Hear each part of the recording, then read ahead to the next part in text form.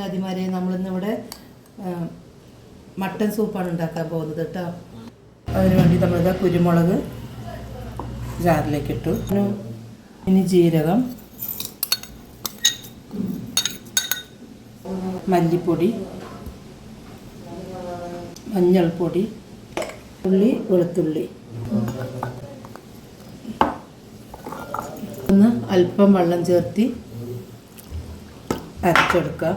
ഉപ്പിടില്ല, കുറച്ച് ഉപ്പിട്ട ഔഷധത്തിൻ്റെ ഇത് പോകും, പക്ഷെ ഉപ്പ് ഇടില്ല. കുറച്ച് ഒരര ഉപ്പ്, നമുക്ക് ഒരര ഉപ്പ് ഇടുന്നുണ്ട്.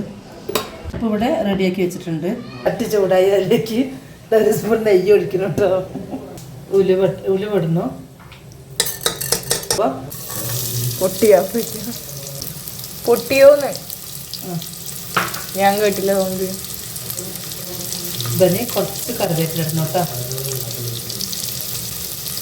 ഉള്ളി നല്ല വണങ്ങി വരുമ്പോൾ അതിനകത്തോട്ട് ഇടണം കേട്ടോ.